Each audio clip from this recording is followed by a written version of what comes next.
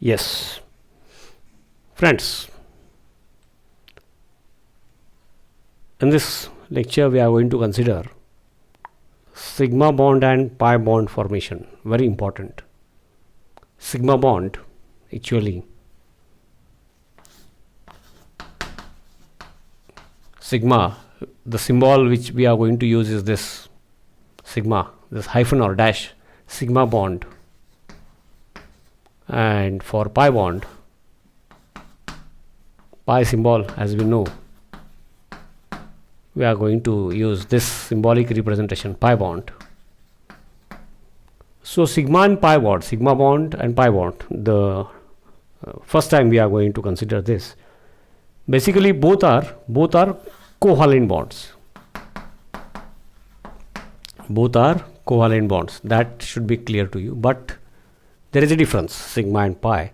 And to understand the difference, we will take example of chlorine and oxygen.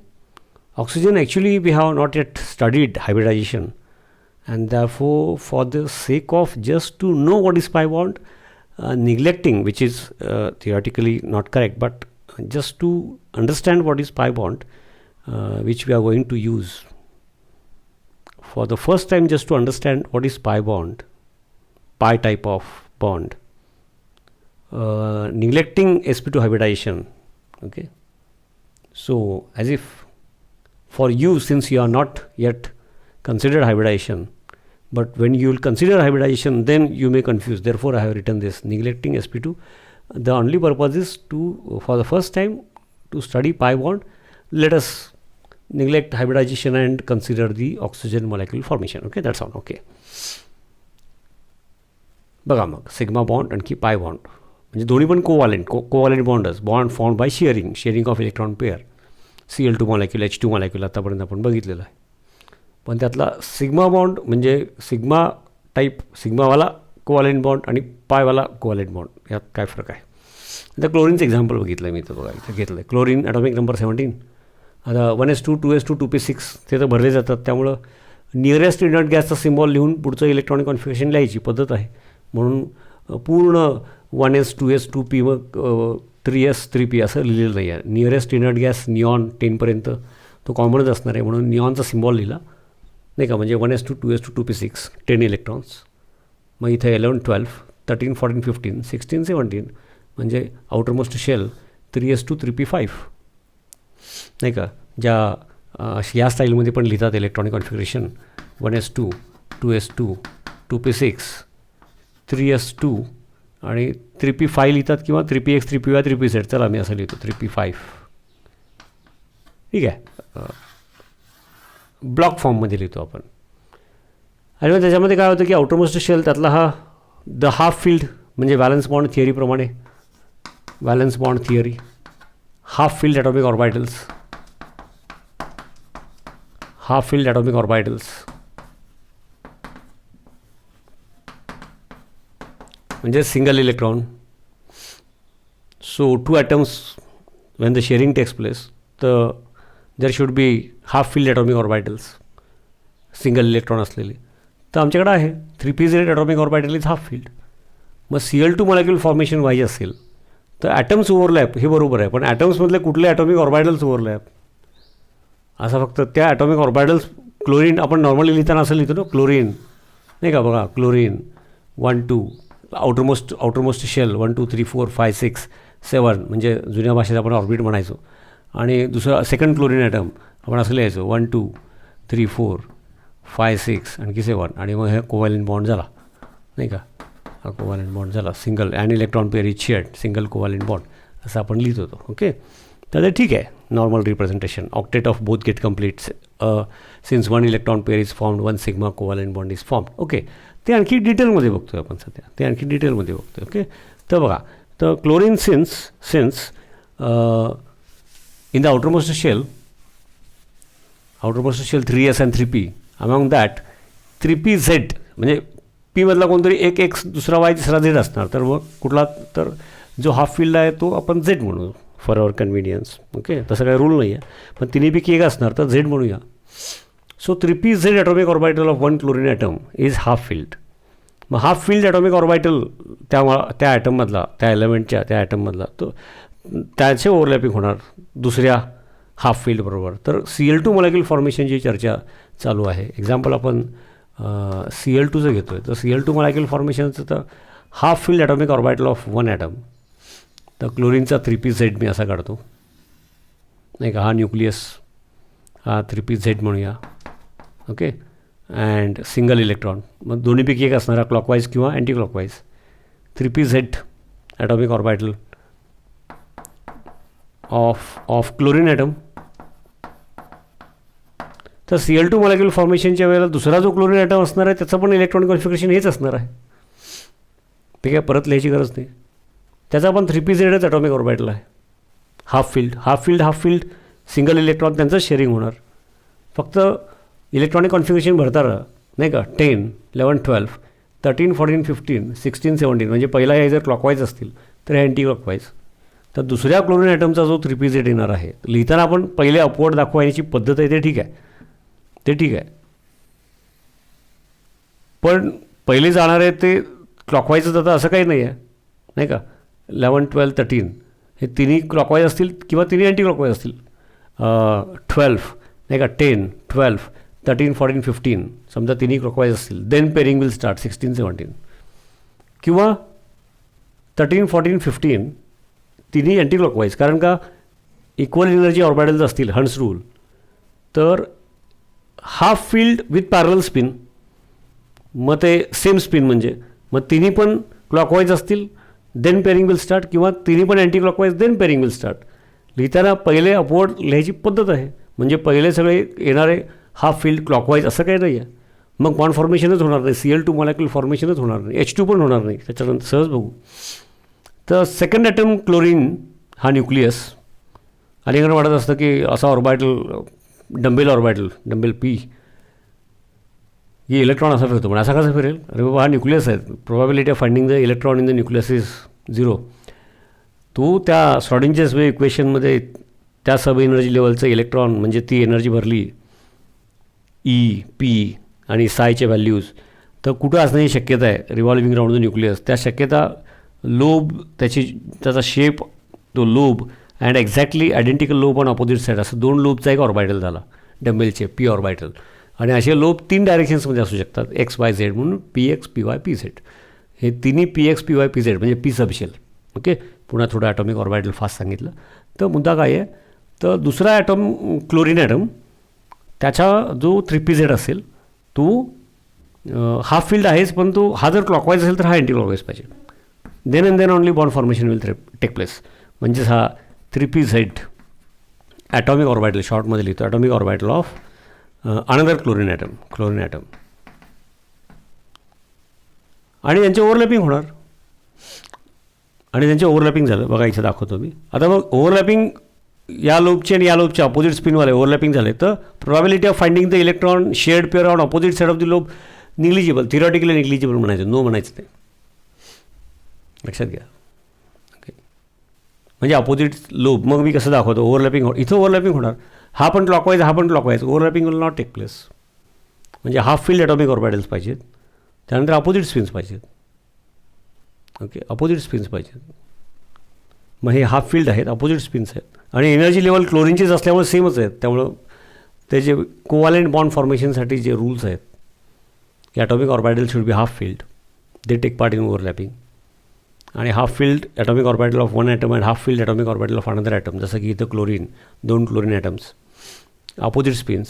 आणि येणारे atomic orbitals त्यांची energy level एकमेकांना match व्हायला पाहिजेत, कारण अपोजिट स्पिनवाले शेअर्ड होतात. म्हणजे काय होतं actually, they nullify each other's effect and overall attractive force increases, असं त्याचा अर्थ आहे.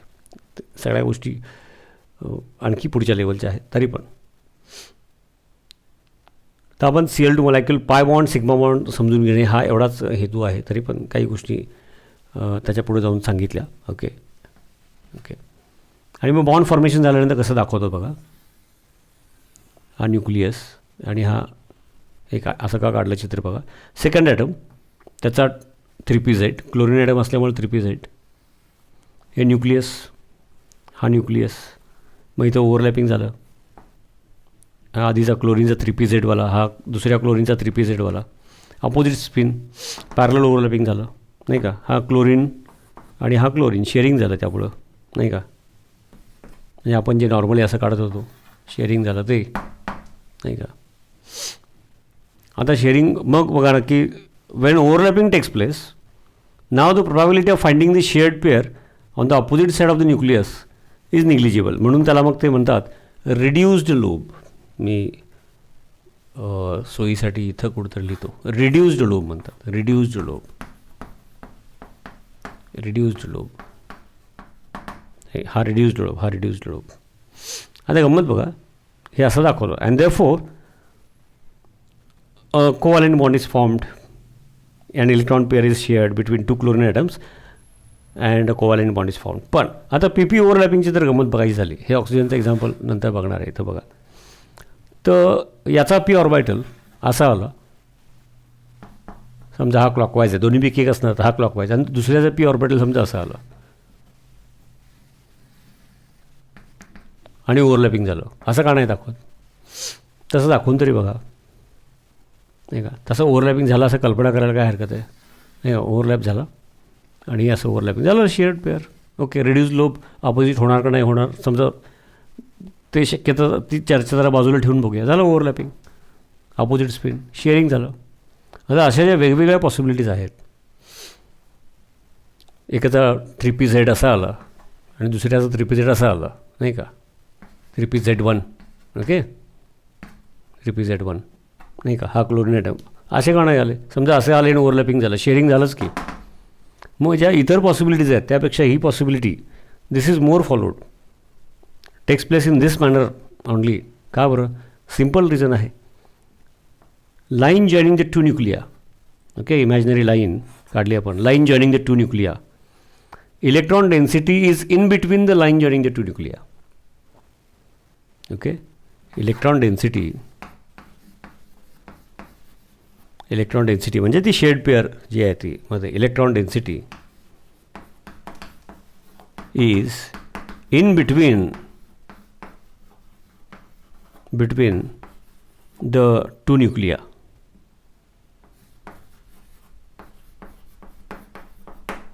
म्हणजेच इथं काय दिसतंय, line joining the 2 nuclei, electron density is in between, line joining the 2 nuclei passes through electron density. त्याच्यामुळे काय होणार, बिकॉज ऑफ दॅट हे जवळ तरी आलेत. आता अर्लियर थिअरीमध्ये आपण बघितलं की when atoms come closer both type of forces are develop, तर nuclei also come closer, repulsion increases. Overall attractive force, both forces are always present when the atoms come together to form a bond of course. तर मुद्दा काय महत्त्वाचा, when 2 atoms approach each other both type of forces are develop, तर nuclei पण जवळ आले व repulsion वाढले. But overall attractive forces if they R greater than repulsive forces, bond formation takes place. तर याच्यामध्ये या पद्धतीने ओव्हरलॅपिंग झालं, म्हणजे line joining the 2 nuclei, electron densities in between the line joining the 2 nuclei, या टाईपच्या ओव्हरलॅपिंगला आपण कोॲक्सियल ओव्हरलॅपिंग म्हणणार आहोत. कोॲक्सियल ओव्हरलॅपिंग, कोॲक्सियल वर्ड वापरणार आहोत. किंवा सिम्पल आणखी एक वर्ड वापरतात, linear overlapping, end to end. आता मग ओव्हरलॅपिंग एक वेगळं पण काहीतरी दाखव, म्हणजे अशा वेगळ्या त्यातली एक पॉसिबिलिटी दाखवली. आता याच्यामध्ये electron density is in between the 2 nuclei, because of that what will happen, the repulsion between the 2 nuclei decreases to more extent.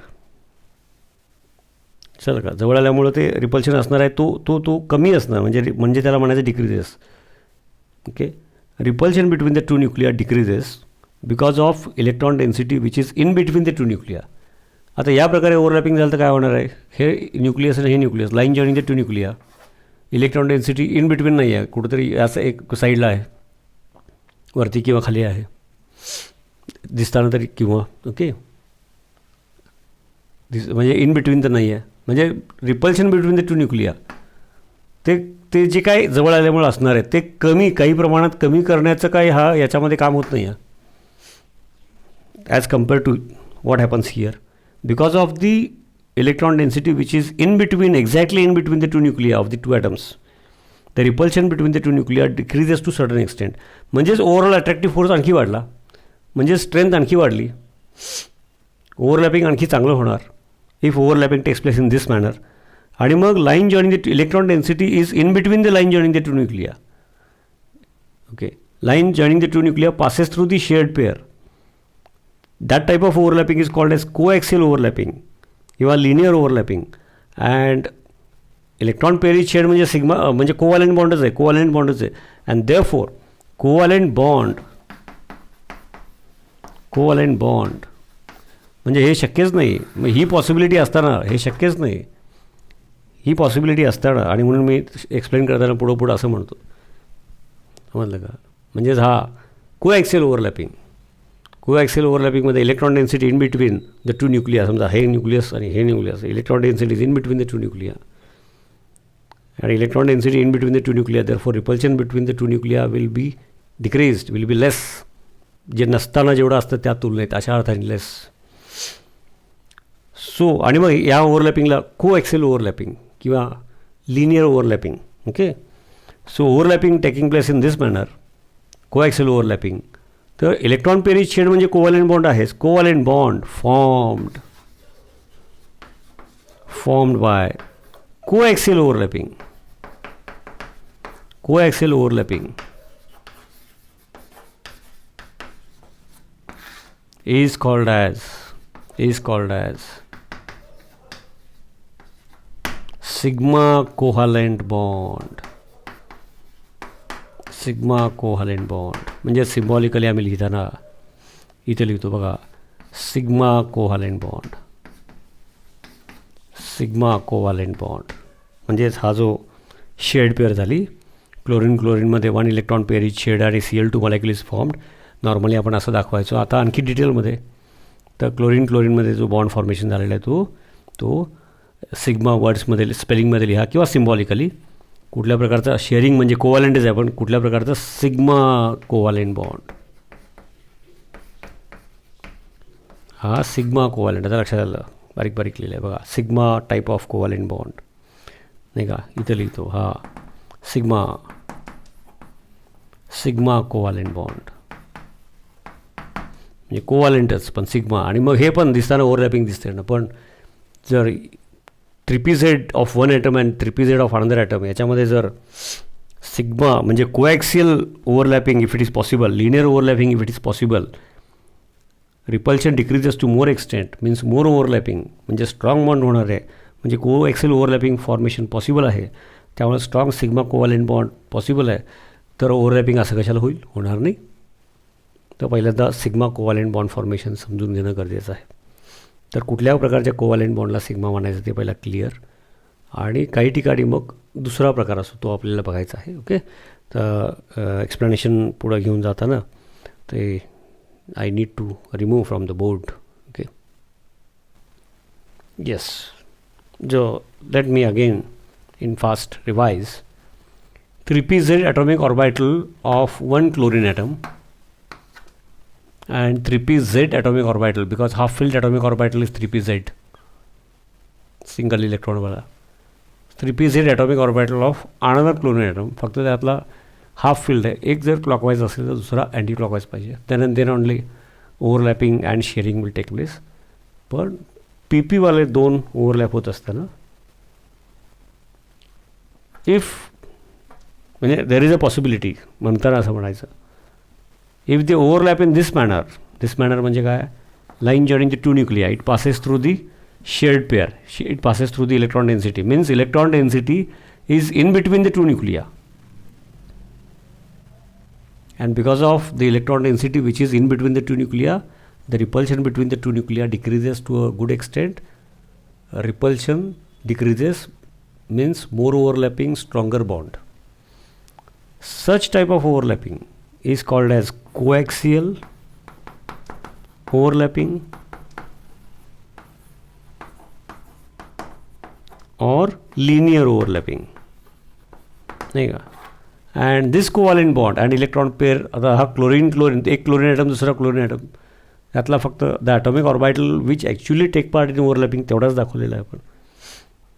Okay, so covalent bond formed by coaxial overlapping is called as sigma covalent bond, and therefore this sigma, मग या specific केसमध्ये आणखी detail कसं सांगता येईल. दिस sigma म्हणजे symbolically हा symbol sigma covalent bond is formed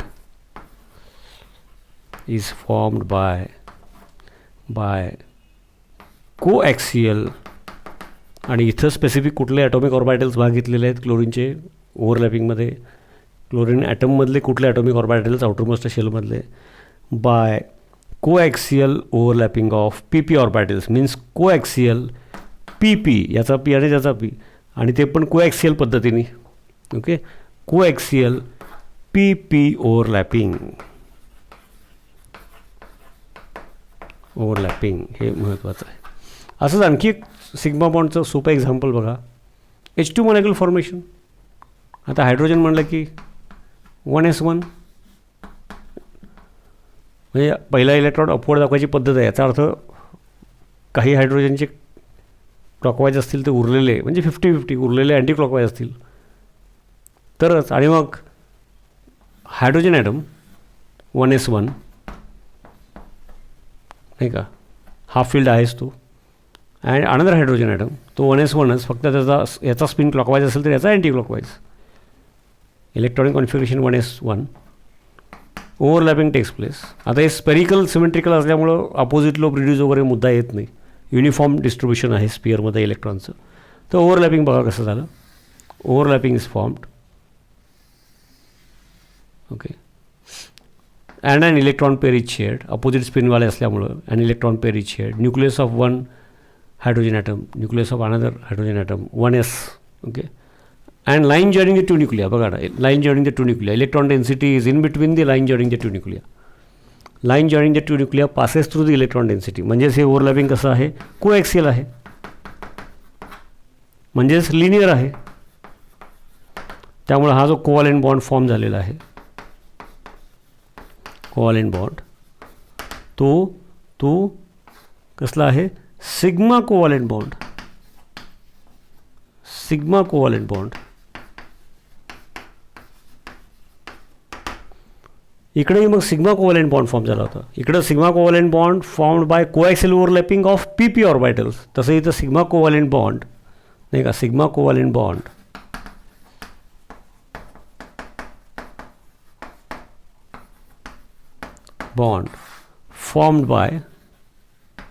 formed by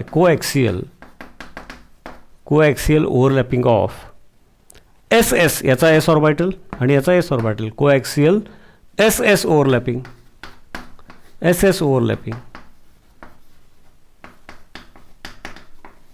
आता 2 S असतील तर त्यांचे कोॲक्सियल शिवाय पर्यायच नाही आहे, मिनिमम रिपल्शन. ओके, मग हा हायड्रोजनचं एक्झाम्पल घेतलं. एकदम सिम्पल आणखी एखादं एक्झाम्पल घेऊया सिग्मावाल्याचं, आणि मग त्याच्यातून दुसरा पाय समजायला आपल्याला सोपं जाईल. Yes, one more example, HCl molecular formation. HF पण बघू शकतो.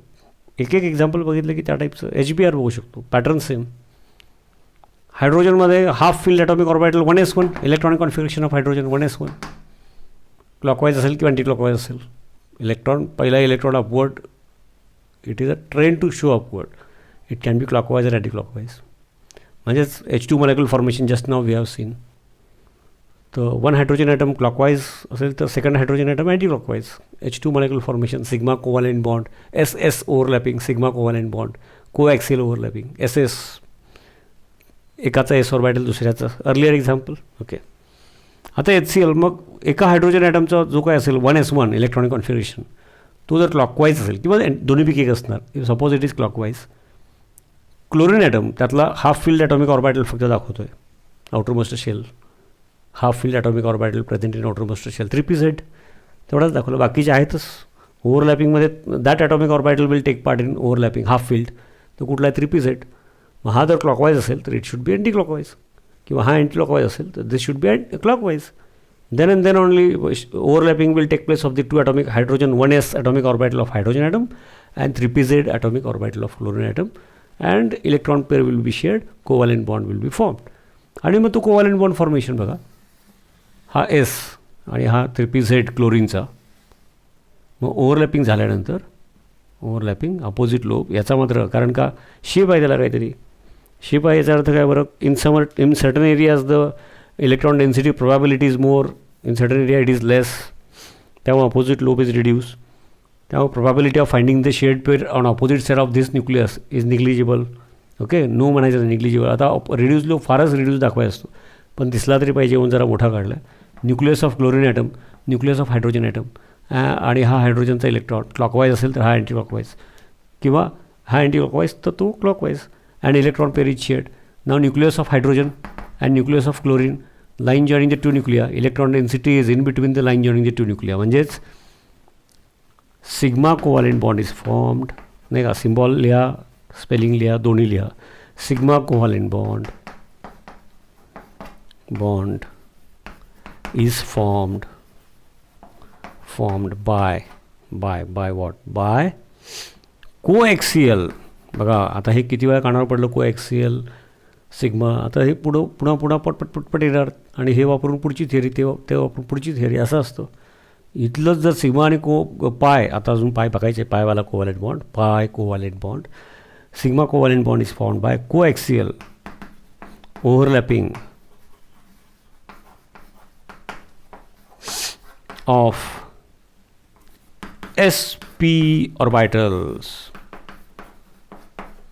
ओके, म्हणजे एस हायड्रोजनचा आणि पी क्लोरीनचा, पण तो कसा, कोएक्सियल, लिनियर नाही का, असं.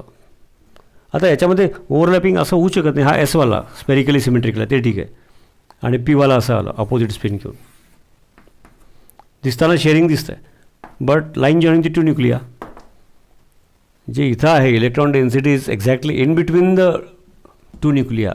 ते इतर कुठल्याही ओव्हरलॅपिंगच्या पॉसिबिलिटीमध्ये repulsion between the two nuclei in that case decreases because of the electron density is which is in between the two nuclei. ते फक्त कोॲक्सियल ओव्हरलॅपिंग, त्यालाच कोॲक्सियल ओव्हरलॅपिंग म्हणायचं, किंवा लिनियर ओव्हरलॅपिंग. तर इकडं नाही होणार. Therefore this overlapping will not give rise to that stability, more attraction, less repulsion, त्यामुळे this will not take place. तर पुन्हा इथं sigma covalent bond is formed between H and CL, HCl molecule formation आपण असं लिहितो, normally असं दाखवत असतो, sharing by coaxial overlapping of sp orbitals, sp overlapping coaxial पद्धतीने. तर सिग्मा कोव्हॅलेंट बॉन्डचे Cl2 मॉलिक्युल, म्हणजे तसंच F2, Cl2मध्ये जर 3pZ दाखवलं तर F2 मॉलिक्युल फ्लोरीनमध्ये, तर फक्त shell number 2pZ of this atomic orbital and 2pZ of another atom, फक्त opposite spin, same thing repeat होणार. आता सगळं सांगत नाही. त्यानंतर H2 मॉलिक्युल बघितलं, SS, आणि HCl बघितलं, तसंच HF. क्लोरीनला 3pZ आहे, त्याच्याऐवजी फ्लोरीन ॲटम असतं तर 2pZ. ओके, आणि मग इथं बघितलं पुन्हा की याच्यामध्ये line joining the two nuclei, coaxial किंवा लिनियर ओव्हरलॅपिंग. आणि मग असं बाकी कुठल्याही प्रकारची ओव्हरलॅपिंग असेल तर repulsion between the two nuclei decrease करण्यासाठी जो मध्ये इलेक्ट्रॉन डेन्सिटी पाहिजे ती all other overlappings it is not possible. त्यामुळे मग रिपल्शन मिनिमम इथं असताना ते कशाला होईल, असा हा मुद्दा आहे. तर सिग्माचे आपण 3 एक्झाम्पल्स बघितले. सिग्मा कोव्हॅलेंट बॉन्ड, कोव्हॅलेंट बॉन्डमध्ये पण परत आता सिग्मा कोव्हॅलेंट बॉन्ड असा प्रकार बघितला. येस, बघा,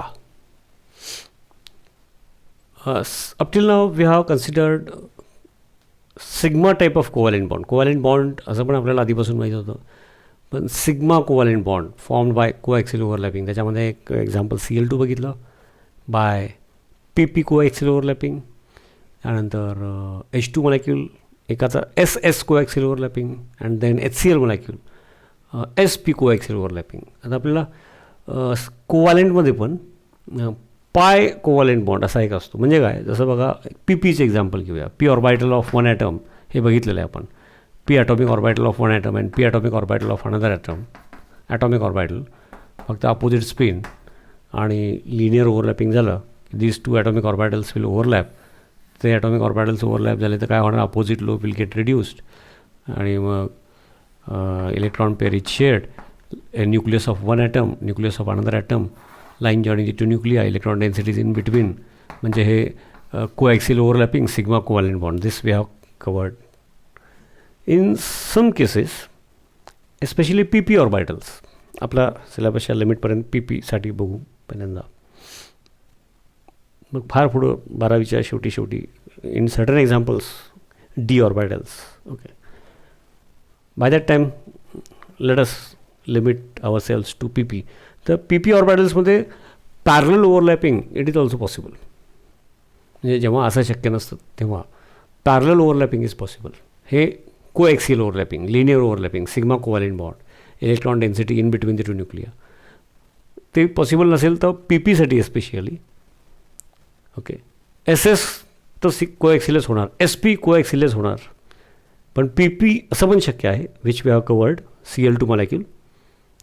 but in certain cases P P parallel overlapping, P atomic orbital of one atom, P atomic orbital of another atom, parallel overlapping is possible. तर ते झालं तर काय होईल, म्हणजे समजा पी ॲटॉमिक ऑर्बिटल जे जेव्हा कोएक्सियल शक्य नसतं काढताना ते सेपरेट दाखवतो आहे. समजून घ्या, एक एक्झाम्पल मी एक्सप्लेन करतो मग, आणि मग पुढं बरेच येणार आहे चर्चेमध्ये.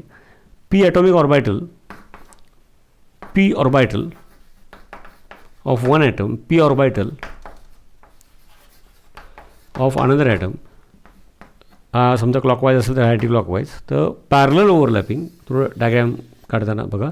आणि हा दुसरा समजा पिंकमध्ये काढतो, पॅरलल ओव्हरलॅपिंग असं, अँड इलेक्ट्रॉन पेरिज शेड. आता इथं वरती दाखवलं आहे म्हणून इलेक्ट्रॉन पेरिज शेड.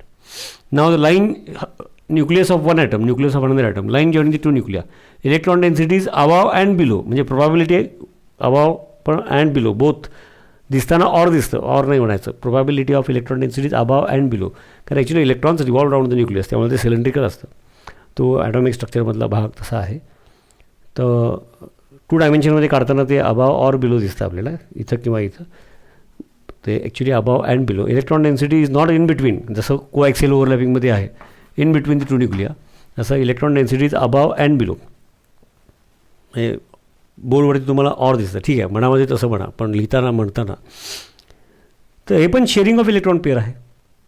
म्हणजे हा सिग्मा बॉन्डच आहे, हा सॉरी येस कोव्हॅलेंट बॉन्डच आहे, पण कोॲक्सियलवाला नाही आहे तो, it is covalent bond, covalent. But the overlapping is not coaxial, coaxial नाही आहे ते. मग काय आहे बरं, तर पॅरलल ओव्हरलॅपिंग किंवा त्याला लॅटरल ओव्हरलॅपिंग म्हणतात. हे कोॲक्सियल ओव्हरलॅपिंग किंवा लिनियर म्हणाला तो, हे पॅरलल ओव्हरलॅपिंग किंवा लॅटरल ओव्हरलॅपिंग. तर पॅरलल ओव्हरलॅपिंग और lateral overlapping, okay, of P orbitals. बघा, पॅरलल और लॅटरल ओव्हरलॅपिंग म्हणजे तिकडे दिसत आहे overlapping of P orbitals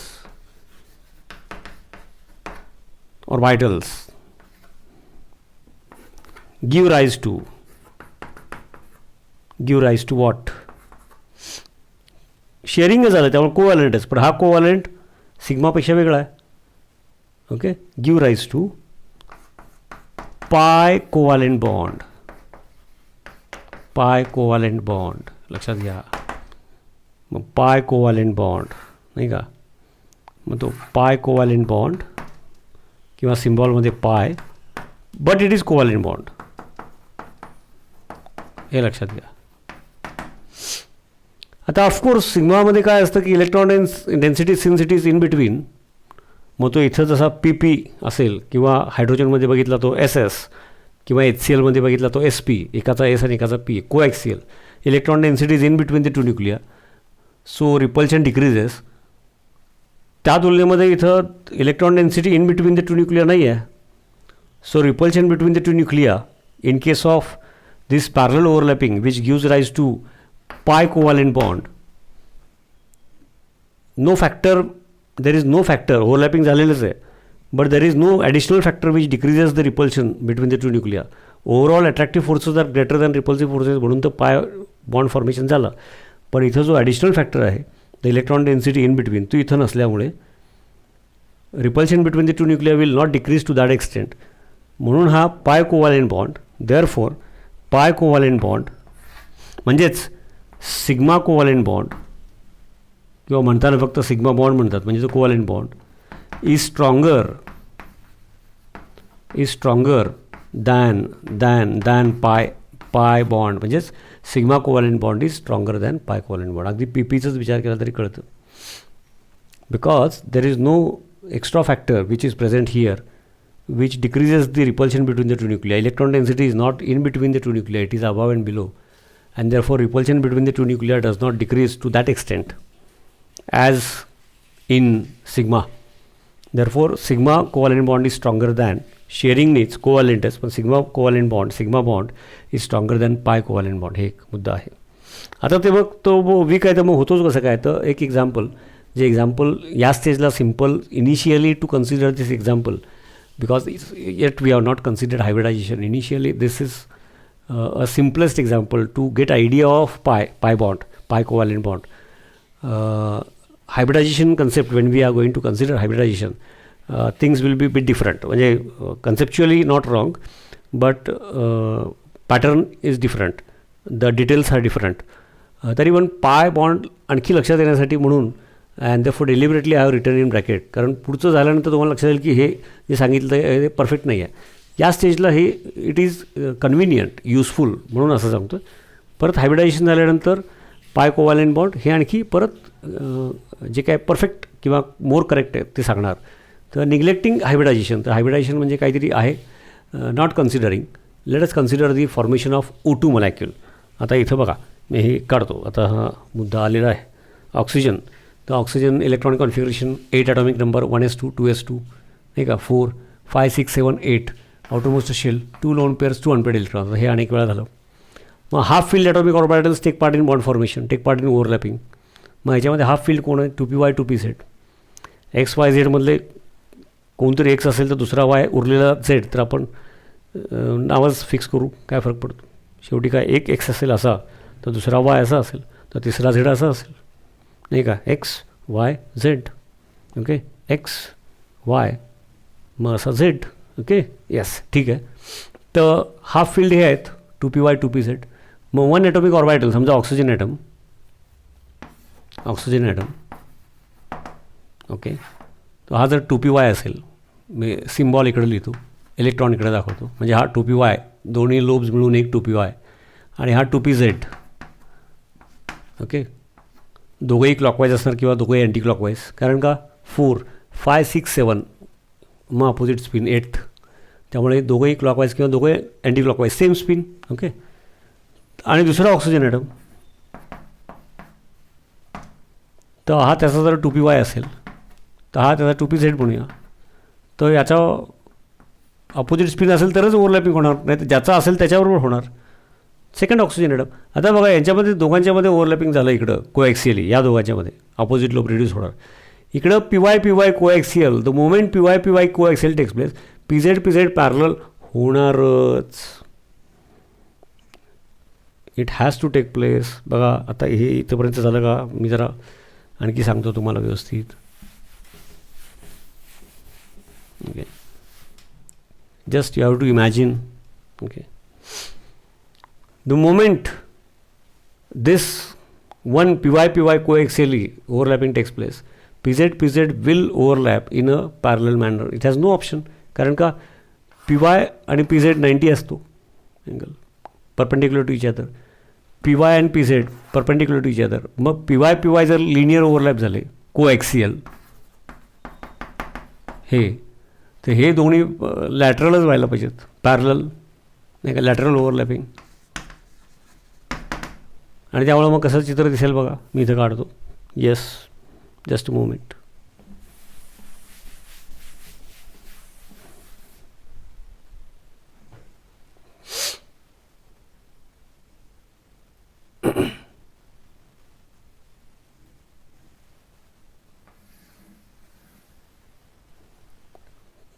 okay,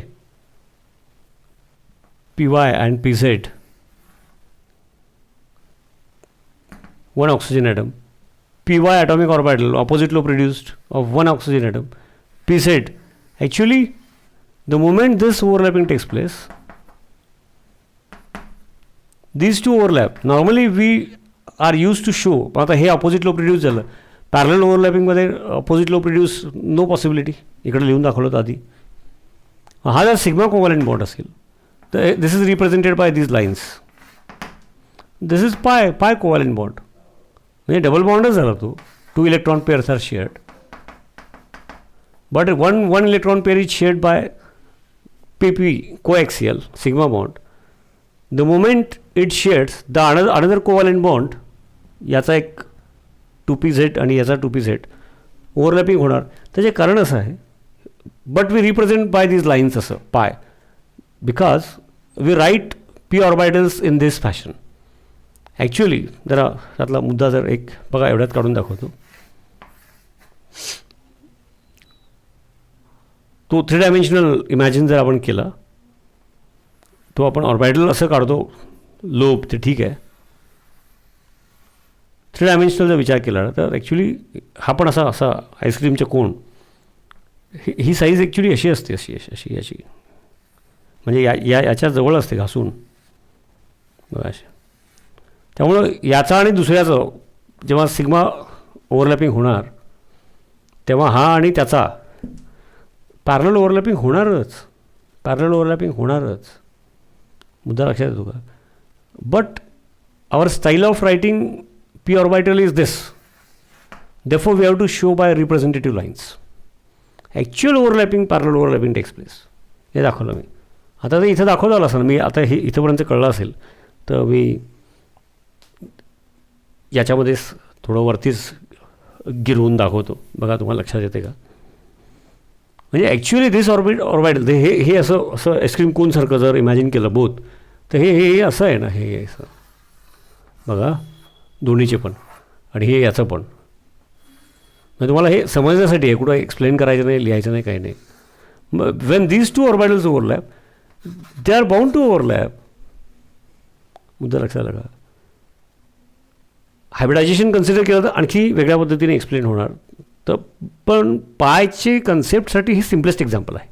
पाय, सिन्स वी आर कन्सिडरिंग पाय टाईप ऑफ कोव्हॅलंट बॉन्ड, पाय कोव्हॅलंट बॉन्ड फर्स्ट टाईम, तर जेव्हा हे सिग्मा ओव्हरलॅपिंग होणार तेव्हा हे रिप्रेझेंटेटिव्ह असं बारीक दाखवतो म्हणून आपण ते लाईन्सने रिप्रेझेंट करतो. Actually these 2 overlap parallelly, giving rise to, म्हणून दाखवताना सेपरेट मगाशी इथे दाखवलं होतं मी. इथं रिप्रेझेंटेटिव्ह असं असतं, हां 1 ऑक्सिजन ॲटम नाही का, 2nd ऑक्सिजन ॲटम.